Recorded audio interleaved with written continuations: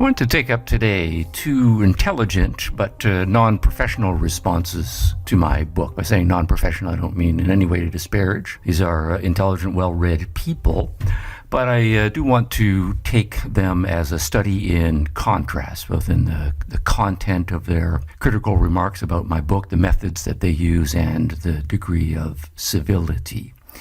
So first I want to take up a man calling himself the cuck philosopher. I have no commentary on what the self-ascribed label means here.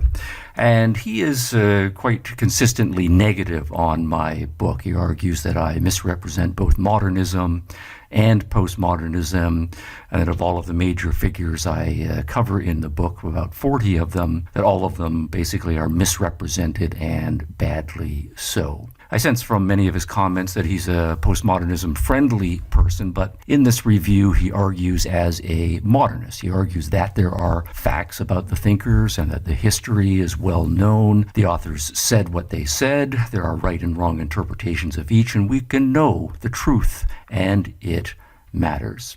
So I listened to the podcast review for about the first 30 minutes, and I've chosen 6 issues that the cuck philosopher emphasizes, and I think rightly so. These are the ones, there are others, but these are the ones I'm going to respond to due to the emphasis that he puts on them. First and foremost, the status of Kant in the history of philosophy, and then especially in my Explaining Postmodernism book.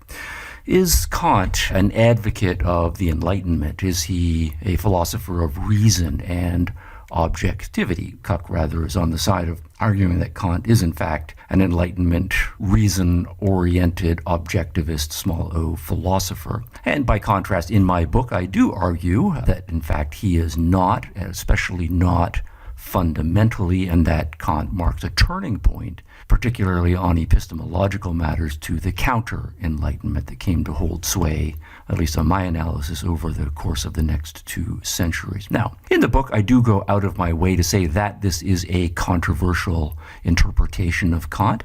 I do quote a couple of important names, people who think that Kant is an Enlightenment philosopher and an advocate of reason. But then I go on to give some quotations from Kant, and then I make a sustained argument over the course of many pages in Explaining Postmodernism for why Kant is not really fundamentally an advocate, rather, of any of those things. Now, the striking thing to me is that for the strength and the vehemence of his reaction to my book, it strikes me that this is the first time that Cuck has come across this interpretation. That is to say, that the interpretation that Kant is not really deeply an Enlightenment philosopher.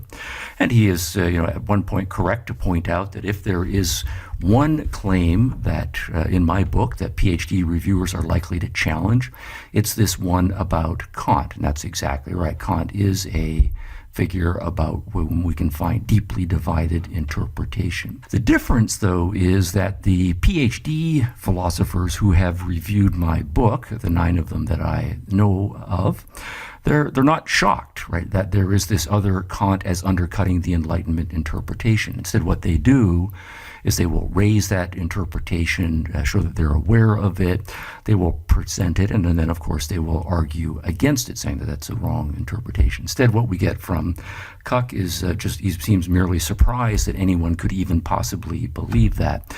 And this suggests that this is not to say which interpretation is correct, but that at least Cuck needs to do some more research and is perhaps premature in reaching his conclusion, and particularly the vehemence. So he kind of just leaves it at that. He doesn't summarize my argument, and I'm not going to here, repeat the 10 or 12 pages of argument. So what we seem just to have then is a he said this and he said that controversy. But let me just say a couple of things to point listeners in the direction of what should be the next step. I'm not going to make the claim that this interpretation of Kant is original to me, this one that Kant is anti-Enlightenment fundamentally, that he's undercutting reason and objectivity. But I would just point out that my interpretation of Kant is Schopenhauer's interpretation. It's also Kierkegaard's interpretation, and it's Nietzsche's interpretation. And that's not to do any sort of appeal to authority.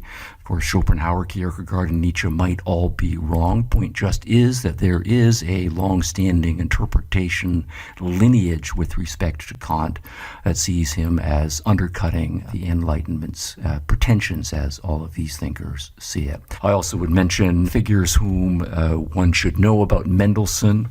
Moses Mendelssohn, also a major figure of the 18th century, who read Kant and was aghast, arguing that Kant was the all-destroyer, and this is primarily for religious reasons. Kant is trying to make room for a kind of faith and kind of belief in God as a regulative idea out there in the real world. And Mendelssohn, I think, is quite right to say that that Kantian move is actually devastating to actual religion. Actual religion wants there to be a real Kant, one whom we can know and prove the existence of. So Kant's, this is not quite appropriate or anachronistic terminology, Kant's anti-realist turn, right, or the Copernican turn that is a kind of subjectivism, I think Mendelssohn is quite right to say is a devastating move. I should also mention, interestingly, Kleist, a younger humanist and Enlightenment enthusiastic thinker, full of energy as a young man, who, upon reading Kant, became profoundly depressed, realizing that all of his Enlightenment aspirations were undercut and likely to be for naught, and who, as large part due to his depression resulting from this, ended up committing suicide, right, relatively young. So there is an interpretation out there, and I would just recommend that before anyone makes up their minds about Kant, make sure you read both sides of the argument. There's some smart people on both sides. And just one quotation from Nietzsche, right, on Kant. And this is one that is in the book, so I guess it should be news to Cuck. Quote, as soon as Kant would begin to exert a popular influence, we should find it reflected in the form of a gnawing and crumbling skepticism and relativism, unquote. That is to say, on Nietzsche's view, Kant is advocating some fundamental positions that undercut any sort of Enlightenment advocacy of reason as competent and objective. And again, maybe Nietzsche is wrong in his interpretation of Kant. Maybe Schopenhauer also is wrong. Maybe Hicks is wrong. Okay, fine, but we need to know what the interpretation is and why it's wrong. Now, I'm making heavy weather of this point about Kant because it's the most important one in my book, with the possible exception of Rousseau. But Cuck does continue with the same pattern with all of the other figures about which Hegel, Nietzsche, Heidegger, and so on. And when he reaches the conclusion that all of them have been misrepresented by Hicks, and just shows what a bad philosopher Hicks is. Well, okay, maybe, but he doesn't cite my quotations. He doesn't summarize my argument. And my sense really just is that he's just read one article or book on each of these major figures, or maybe that's what he heard from his professors in college, and seems to be entirely unaware that on all of these major figures, there are scholarly controversies. Is Hegel a liberal, or is he deeply authoritarian? Is Nietzsche finally an advocate merely of amoral power play, or is he best interpreted as an anti-authoritarian individualist? Heidegger, he was a Nazi. Well, is his Nazism irrelevant to his basic philosophy, or is it baked into it? So if you find yourself methodologically saying, hey, I read this person saying the opposite of what Hicks is saying, that's not enough. You have to look at both or all interpretations, particularly in a formal review. Critique the one, defend the other, and of course, in a formal review, it's a responsibility to do so for your own benefit, to be fair to the author, and to let the listeners know what the issues actually are. Now, there's an interesting related issue here that, in a way, it doesn't matter what Hicks thinks the right interpretation of Kant is, or what Cuck thinks the right interpretation of Kant is. The more important issue is, what did the postmodern thinkers think about Kant? Did they interpret Kant as an enemy of their viewpoint, as this Enlightenment guy who, with their advocate of postmodernism, they are trying to undercut and set aside? Or do they see Kant as an important part of the story, the intellectual lineage that they are drawing upon? And what I would suggest is that, particularly in the case of Rorty and Lyotard, I think those are the two best philosophers of the postmoderns. And Rorty, in his Philosophy in the Mirror of Nature, kind of a long intellectual lineage, does exactly that.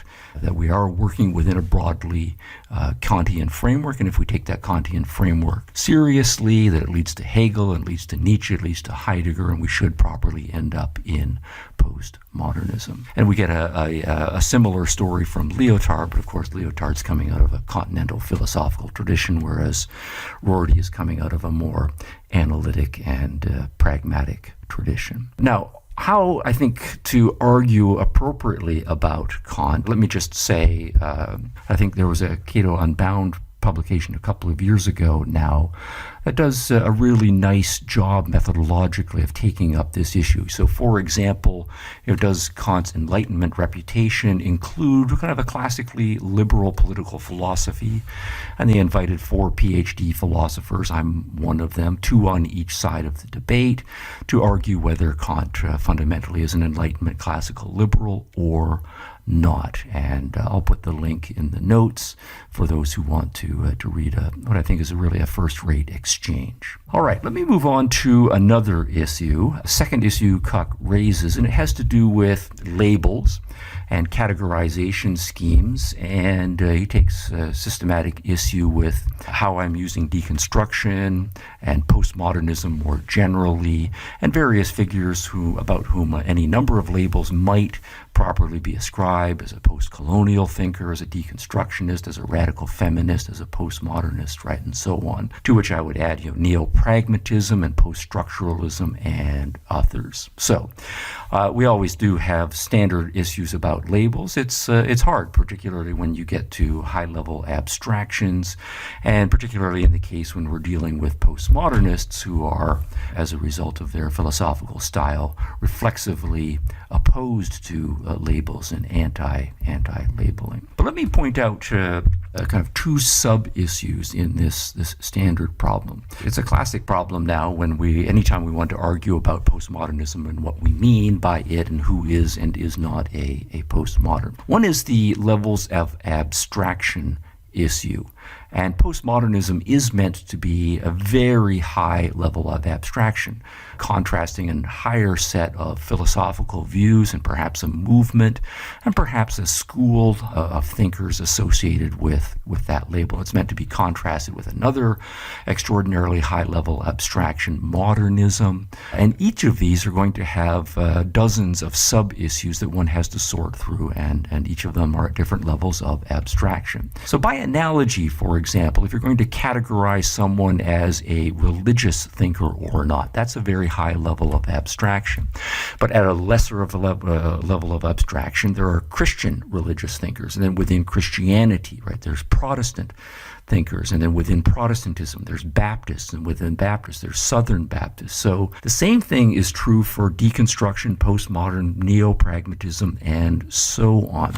Often these terms are used at different levels of analysis. So when a thinker is using one of those labels, particularly if it's a professional person trying to be careful, you have to make sure that you understand at what scale in the level of abstraction this person is trying to use this label. And that means that in critique, we have to be careful. We have to, be wrong if we're arguing about religion. We say, someone says, here's, a Baptist, right, making a particular point where he's criticizing other Christians, right? Or it's also wrong to state going the other way around, saying someone's making a general statement about Christianity and not realizing that there are lots of detailings and qualifications that might be necessary before you apply it to the Baptist. So when I draw the parallel then, when I am using postmodernism, right, in the book, I am as careful as I can be to use that at a high level of abstraction and to use it only on points that I think all of the major issues and all of the major people whom we standardly think of as postmodern or swimming in the postmodern lake thinkers are willing to use. And then I'm also careful to say that there are subversions of postmodernism. And so I start using labels like saying there's postmodernism in general, but then this is a more Kierkegaardian or a Machiavellian or a Kantian subversion of postmodernism. So take those sub-abstraction labels seriously. And also, I think I'm careful several times throughout the book to say, while I do think of Lyotard, Rorty, Foucault, and Derrida as the big four, that they do, of course, have differences amongst each other. And so at various points I do say, here are some postmodern themes in general, but Rorty takes things in this particular direction. Foucault goes off in a slightly different direction over here, as do Derrida and Lyotard. So ascending up and down level of abstraction in different parts of the taxonomical tree, my view is that Cuck needs to be a lot more careful. Now, there's another issue, though, and this is another hard one, and we can certainly have arguments about this. So if we're going to say here is a broad label or here is a movement, and when we recognize that there's 20 or 30 or 40 subpositions that are being articulated and positions are being taken, where do we, to use some physics metaphors, where do we see the critical mass of this movement or the center of gravity of that movement, kind of recognizing that there are going to be more peripheries, right, and things that are not quite at the center of gravity. And this is, of course, to speak metaphorically. So then to get non-metaphorically, suppose we say in a broad philosophical position, there's going to be 20 elements that have to be. You have to say something about metaphysics and epistemology and human nature and ethics and social philosophy and so forth. And so we come up with here what we think are 20 elements that will go into a comprehensive philosophy. And then we say, okay, so here's what we would take the ideal type representative of, say, the Enlightenment or the ideal type representative of Platonism to believe on all 20 of those issues. What do we say about a thinker who accepts only 18 out of the 20 or 14 out of the 20? At what point do we say, no, this person is to be read out of the movement, or we need to have a new label for that? And that's one issue. Is it 16 out of the 20 is good enough, or is it 18 out of the 20? Or do you want to be a real purist and say, no, it's got to be 20 out of 20? But then there's an additional issue that we might say that of those 20 issues, not all 20 of them are equally important. We might say here are the 5 issues or the 6 issues that really are fundamental. The others are important, but they are of secondary importance. And as long as the person accepts these 5 or 6, they're in the movement. And if they show some slipperiness, right, or they disagree with respect to positions 18, 19, and 20 that are more at the periphery, that's not yet enough to read them out of the movement. Now, the point is that this is a hard issue, but you need to take it up before you just complain that you don't like how someone is using the other labels, particularly if the person is explicitly saying, here are the issues that I think are the important ones, and here are the 15 or 20 or so that I think are going into the elements as well. Now, there's one important issue here. Cuck takes issue with my labeling Andrea Dworkin and Catharine MacKinnon as swimming in the postmodern lake. Feminism, of course, is a very broad label. Postmodern feminism is one particular subspecies, and of course there's dozens of subversions of feminism out there as well. And we, of course, can have ongoing debates about where the boundaries are drawn here. And when I turn to the other critics of my book, the Multiversity, I'm going to take up this issue of why I categorized Dworkin and MacKinnon as swimming in the postmodern lake, because they also disagree with my characterization here. So It's an interesting set of issues here. But note, we always have arguments, about who is and who isn't a conservative, a liberal, a libertarian, a fascist, right, and so on.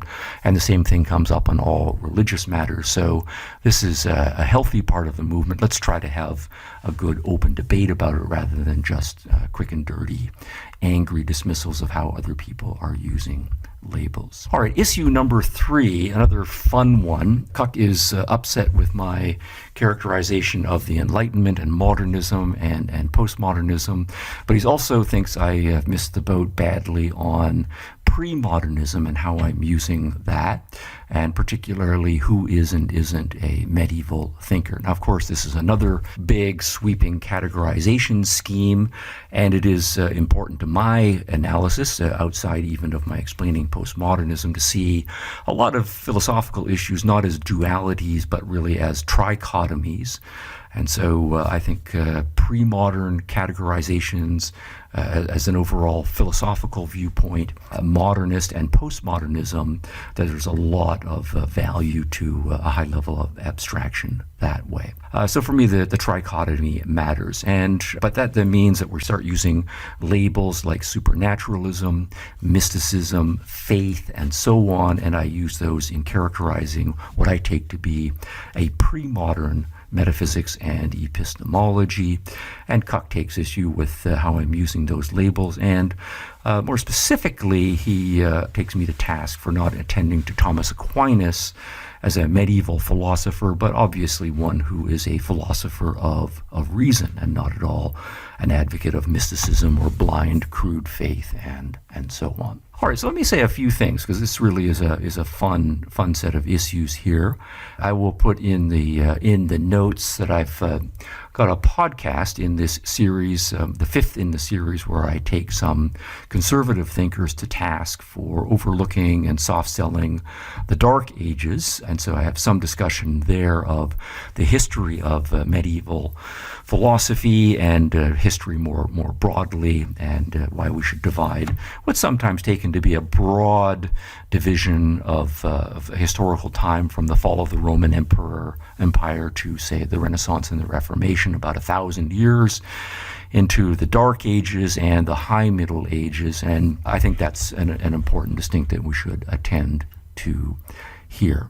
So let me say a few things about the concept of faith, and then a few things about Aquinas, and I think actually with respect to Aquinas, probably Cuck philosophy and I agree on more than we disagree.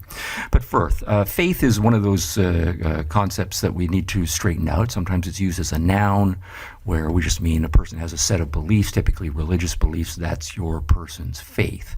But philosophically, most of the time we use faith as a verb, that is to say, a method of coming to acquire beliefs or reinforce one's beliefs in the first half. And it's this latter part, or this latter way of using the word faith, that I'm using in my explaining postmodernism. That is to say, you believe something because you accept it, not on the basis of evidence that you've independently assessed or any sort of rational, logical argument. Rather, you accept the authority of Scripture, or that you accept the authority of some people who have social standing in your religious community. And so that, I'm arguing, is the predominant epistemological stance of what I'm calling pre-modernism, and that what makes a person a modern thinker and what is characteristic of early modern philosophy is a strong challenge and a fundamental rejection of that method of coming to belief.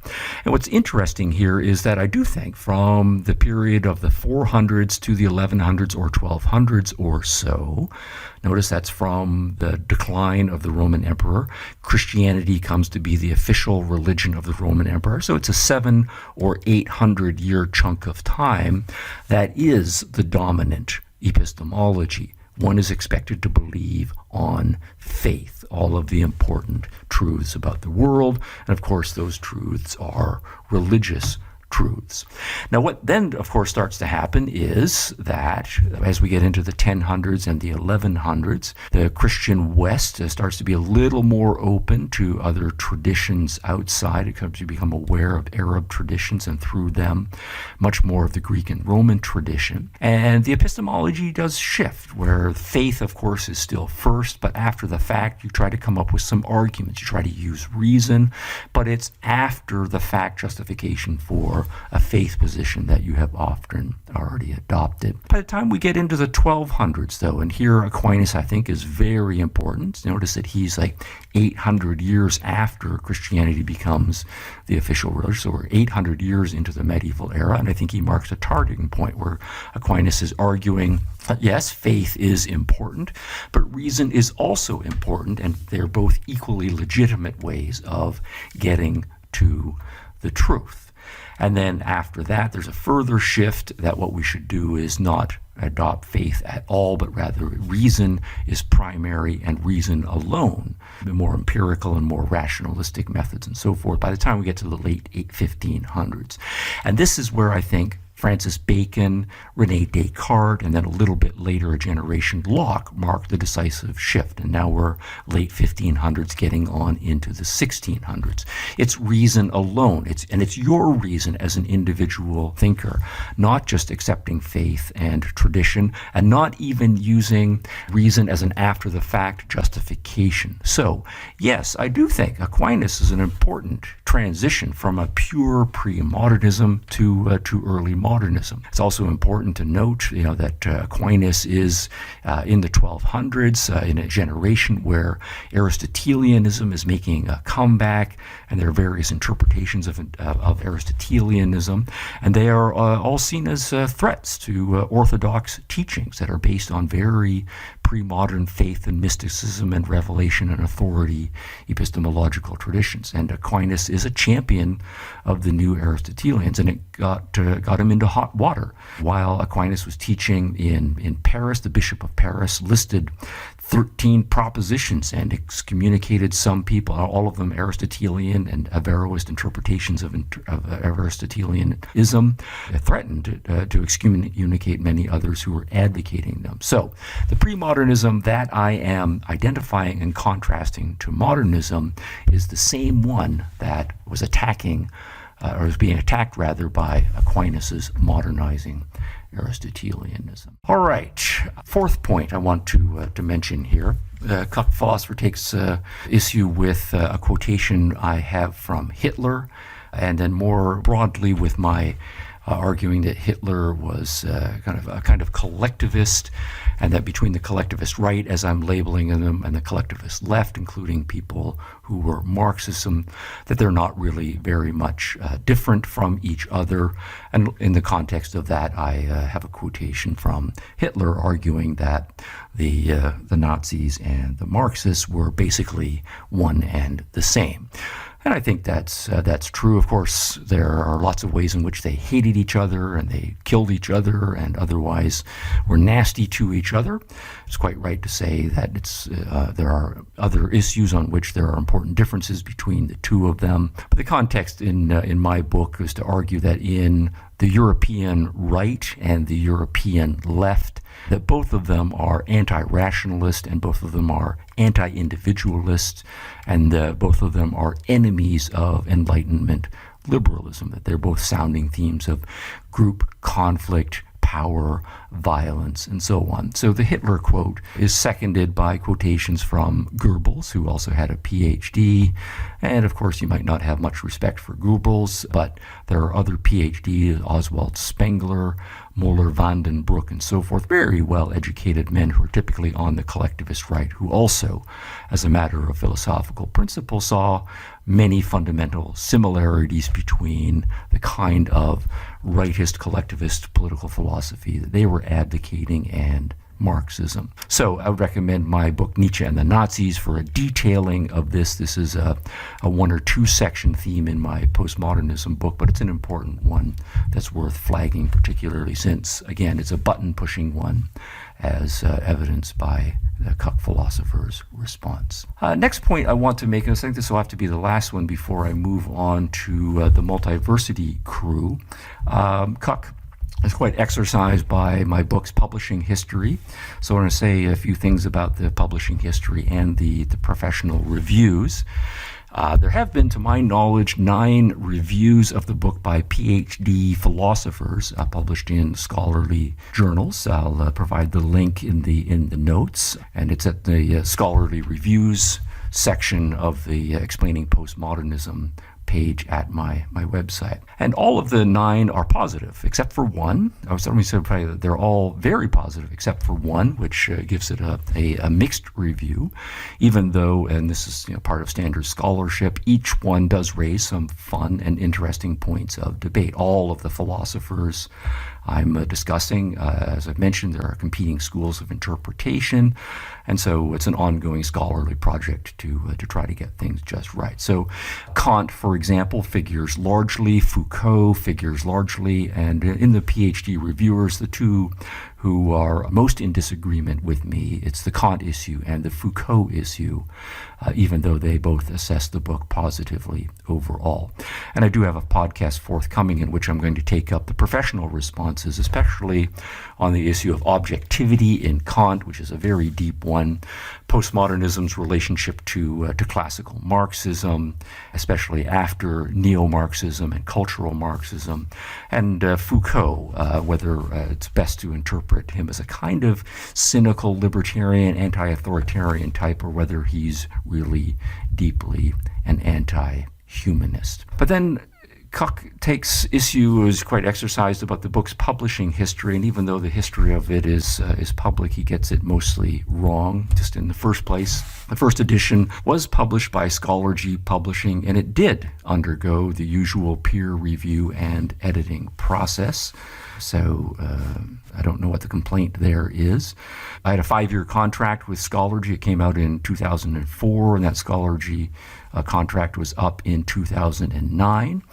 And I emphasize that just because at the end of the 5-year contract, I was assessing the professional response to the book had been very good, with the 9 reviews by the philosophy PhDs had been published, and I was pleased with that, as was my publisher. The book had also sold well in the general intellectual market, and so the question I faced was what to do once the 5-year contract was up, and quite frankly, the most important issue was money. Money was the decisive issue. When you go with another publisher, royalties are typically quite low, 10 to 15% of net sales, or depending on what you can negotiate, but that's pretty standard.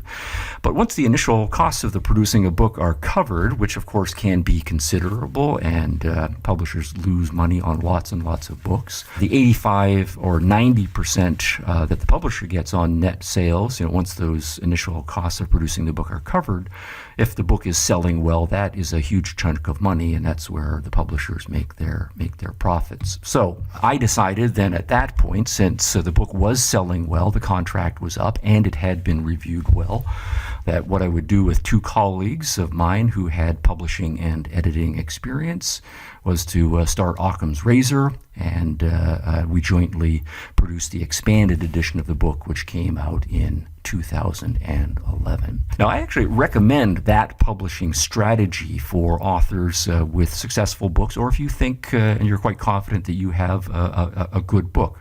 First, if you can, go with a traditional publisher. Get them to do the editing and the review and the production and absorb the marketing, because they've got the editing and production and marketing expertise, and that's on the division of labor what a standard publisher can offer. But make sure in your contract you have a time limit in your contract. Then, if the reviews and sales are strong, work with colleagues who know what they're doing and self-publish to get the higher profits, because that way you get the best of both worlds. You get the academic peer review and you get the commercial mark, and in much of my work, I'm trying to straddle that divide. And of course, one more caveat here. All of us want to be published by the most prestigious publishers that we can. Cuck here, though, seems to be making heavy weather of a non-issue. We know that many great books historically and in our own times are being published by little-known publishers and are being self-published. And at the same time, there's many mediocre and frankly crappy books that are coming out from publishers with generally solid reputations. There's lots of good amateur stuff and lots of bad professional stuff. Many great works in history and today are being created by amateurs, and credentialism is, I think, getting weaker. Some of the smartest people in the world do not have PhDs, and frankly, some people with PhDs are not that impressive. What that means is that all of us need to use our own best judgment and give each serious argument or each serious book a fair hearing. There's really no room for ad hominems based on cheap credentialing. All right, one more thing. There is one thing that I think Cuck got right, and I'll flag it again here. There is a mistaken credit in the book. This was actually pointed out to me about 5 years ago by a careful reader. And the story is this. There's a Foucault scholar, Professor Todd May. He wrote a very good book about Foucault that I read from and learned a lot. He presents a summary statement about what Foucault's philosophical themes amount to him, and I credit Foucault with that rather than Todd May. Now, an alert reader pointed that out to me in 2015. When that was pointed out to me, I acknowledged it publicly, and I posted the correction in the errata section on the Public Explaining Postmodernism web page. So there is that.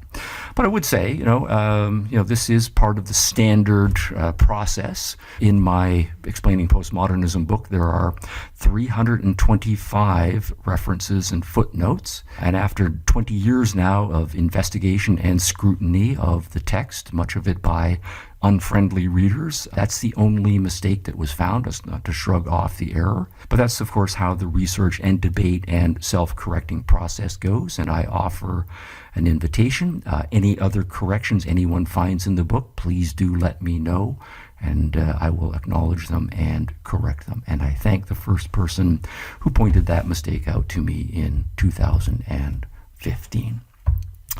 So at around the 30-minute mark in his podcast review, Cuck seems to be transitioning to a discussion of Jordan B. Peterson. Jordan Peterson, of course, is a big boy, so I stopped listening at about that point, and I assume Peterson can take up any issues Cuck has raised for him.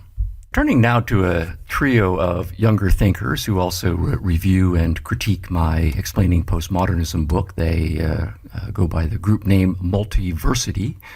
They describe themselves as, quote, a former anarcho-capitalist, a former anarcho-communist, and a cypherpunk, unquote. I'm not sure which is which, but their names are Ariel Friedman, Katie Kelly, and Chris Guida.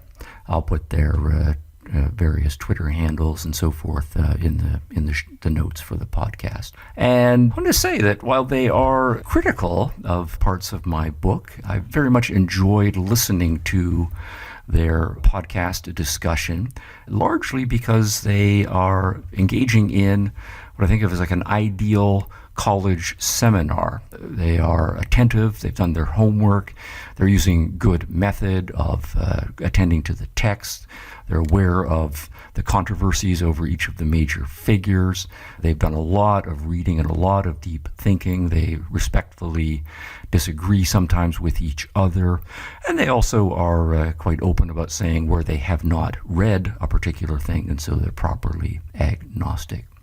They do a very good summary for the first 45 minutes or so of their discussion, going on a historical march through the major modernist and postmodernist thinkers, Kant, Hegel, Nietzsche, Rousseau, a very interesting discussion of Herder, Heidegger, and then, of course, getting into more contemporary times, Michel Foucault, Jacques Derrida, Jordan Peterson, me, Slavoj Zizek as well. They're directly focused on me and my book at about the 48-minute mark.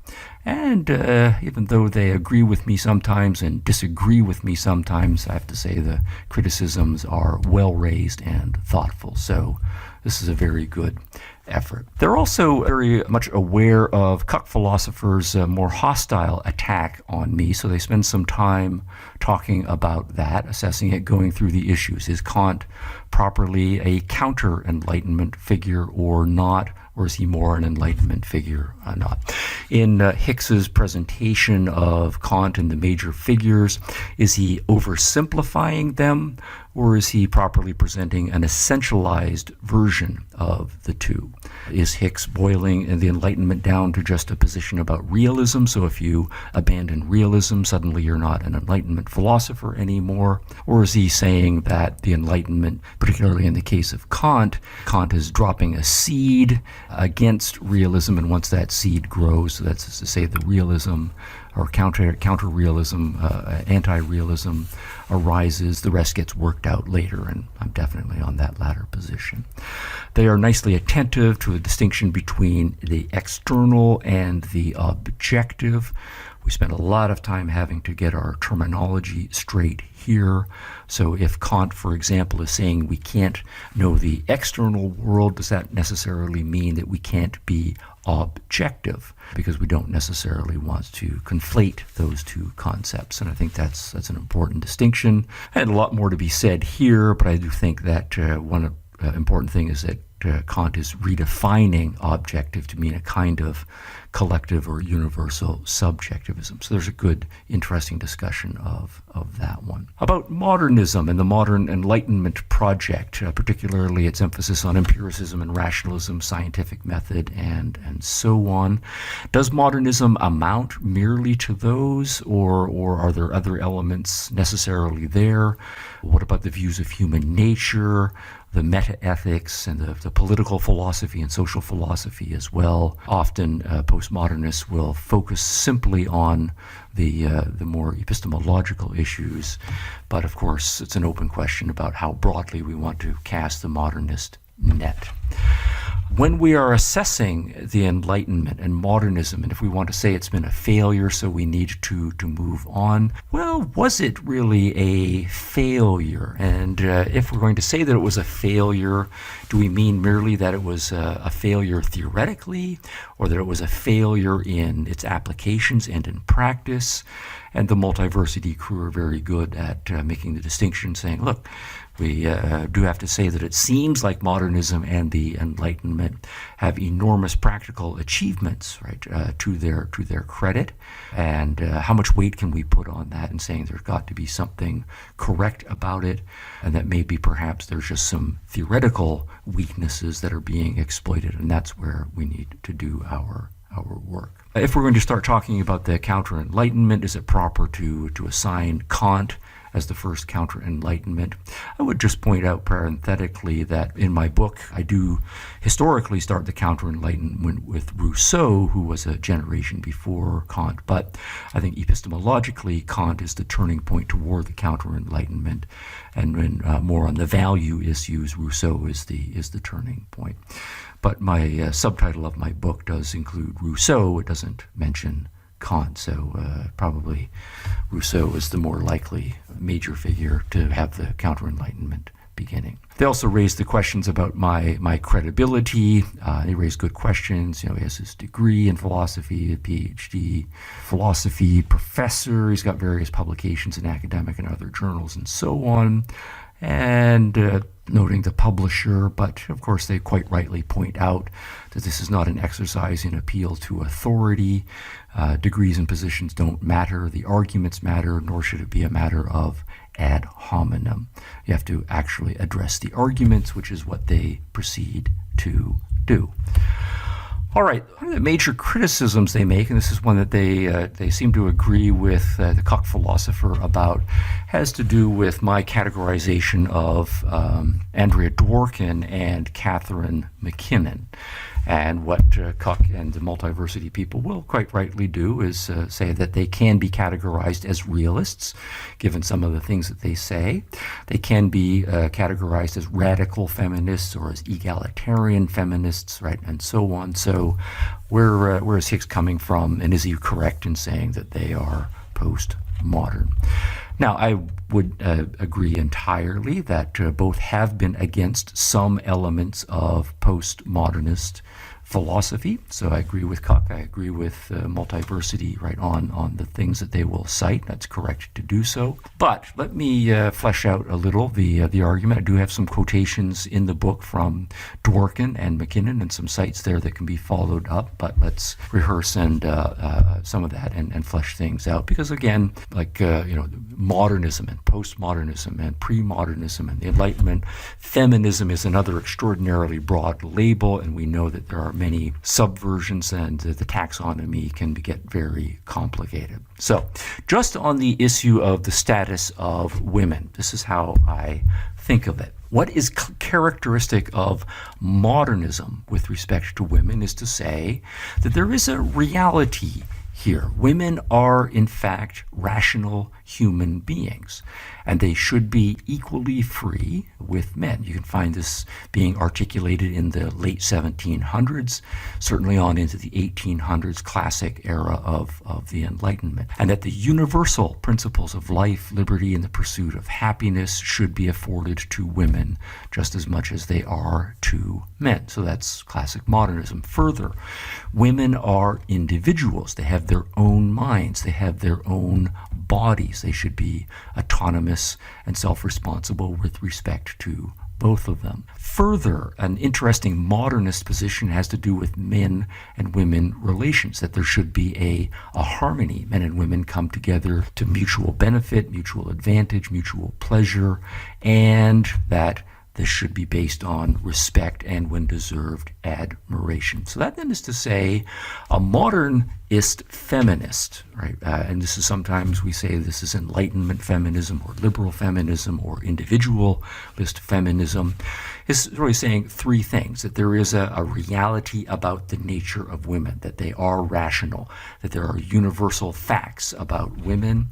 There's an individualism, and there's a harmonious social relationship thesis about women as well.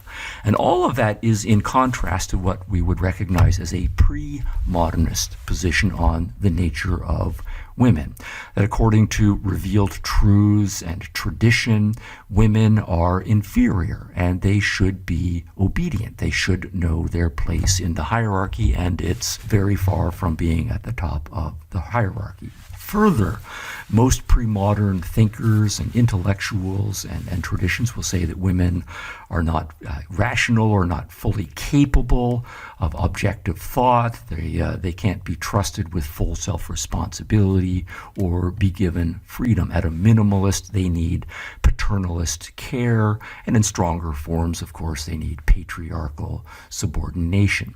They should serve, right, others, and they should do their duties. That then is to say that the modernist position and the pre-modernist position are quite opposed to each other. The modernists are saying that really women are rational and should be equally free. Women are individuals. Men and women's relations should be based on mutual respect and deserved admiration. And that's a major break and a revolution against pre-modern philosophy. Now, what I'm taking to be characteristic of postmodernism is a rejection of both premodernism and modernism. Instead of saying that there is a reality about the nature of women, whether the pre-modernist or the modernist, right? What we call human nature really just is social construction, right? There is no necessary biological nature or underwritten by God nature. Instead, social constructionism is a third and distinctive position. So anybody who is advocating a strong social constructionism with respect to women's identity, their social status, male identity and its social status. That is not a modernist position. It's not a pre-modernist position. It's a post-modernist position. Secondly, I take to be a postmodernist position any position that says human beings are fundamentally collectivist or collectivized being, that in this social construction that's going on, we're first and foremost not individuals, but rather we are part of a larger group. We are male, right, or we are female more than we are individual human beings who, say, happen to be male or female. Thirdly, I take as postmodernism a rejection both of kind of top-down obedience and authority relations, but also a rejection of full individualistic self-responsibility and freedom, and the idea that human relations should be zero-sum, not zero-sum rather, but mutually beneficial. So any postmodern position that argues for a much more cynical and jaded thesis about human nations, that fundamentally it's all about amoral power conflicts and that human beings are divided into adversarial groups, that is a postmodern position. Now, more specifically then, before I go to that more specific point, let me just say that Catharine, MacKinnon, Andrea, Dworkin, in the books that I cite, Catharine MacKinnon's Only Words, Harvard University Press, 1993, I think, and Andrea Dworkin's Intercourse, published in the late 80s, I think, 1987 to be specific, they do go out of their way to argue that human social identity is constructed. Maleness and femaleness are constructed. And that's one of their major arguments against pornography, that it contributes to what they take to be a maladjusted adversarial social construction. They don't present human beings, males and females, as autonomous individuals with their own minds. Instead, they portray them as collective beings. There's the male experience, the female experience. We're all born into it. And that's our consciousness is constructed that way. They do not portray male-female relations in any positive, harmonious respect. It's unrelievedly adversarial and conflictual, and a matter of patriarchal power. That's where all of that, right, comes from. So on those scores, that's not to say there are on other issues that they will sound non-fully postmodern themes, but on those ones they are squarely, on my interpretation, swimming in the postmodern lake. On pornography in particular, if you know, the argument that we get from the pre-moderns, for example, is to say that sex really is low, it's dirty, and pornography is objectively bad and dangerous, so it should be censored. All right, that's the pre-modern argument we're all familiar with. The moderns will come along and say, no, sex can be healthy and beautiful and fun. And of course, some pornography is gross, but some of it is erotica and lovely and an enhancement. But bottom line, each individual should be free to make his or her own self-responsible decisions about whether to consume pornography or not. Absolutely no censorship. The postmodern argument that both MacKinnon and Dworkin are signing up to is not a modernist argument. It's not a pre-modern argument. Rather, they're saying that postmodernism, they're saying that porn is a kind of language, but it's a language that constructs male identities and female identities, and one that puts the two groups into adversarial relations, and so it should be censored on that grounds. And that strikes me as a very distinct pattern of argument, one that's neither modernist nor pre-modernist.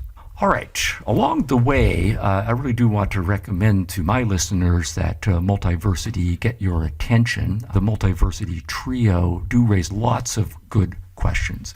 A fascinating discussion about whether the left has leftism has a pedophilia problem, particularly back in the 1960s and 70s, when most, if not most of the major left thinkers were coming out in favor of pederasty and for overturning laws against sex with children. The very fascinating question that we all should still be grappling with, which is why fascism in our generation is a dirty word, but communism is not a dirty word. whether the phrase that Jordan Peterson is particularly famous for, or for giving great cultural cachet, postmodern, rather, neo-Marxism, whether postmodern neo-Marxism really is a thing, or whether it's distinct. I'll just say quickly, I think there is a kind of postmodern neo-Marxism. It's one of the sub-strands, but it should be distinct from neo-Marxism and from cultural Marxism. There's another whole taxonomy that needs to be worked out there. And that, I think, in our generation, postmodern neo-Marxism is less a threat than some forms of neo-Rousseauian thinker that I think are more prevalent right now. And then a big issue is postmodernism only a front for socialism? The multiversity thinkers think that it's not, and I would have to say that I agree with them. I do think that the front for socialism version of postmodernism is one of several versions. In my book, I think there are 5 major substrands of postmodernism. I lay them out in chapter 6, and only 3 of them are politicized versions of postmodernism, or of socialism, rather. So I'm going to end on that point. I recommend to my listeners, do give Cuck Philosopher a listen, especially give the Multiversity people a listen. Compare the methods that both critics are using, and of course, as always, make up your own independent judgment.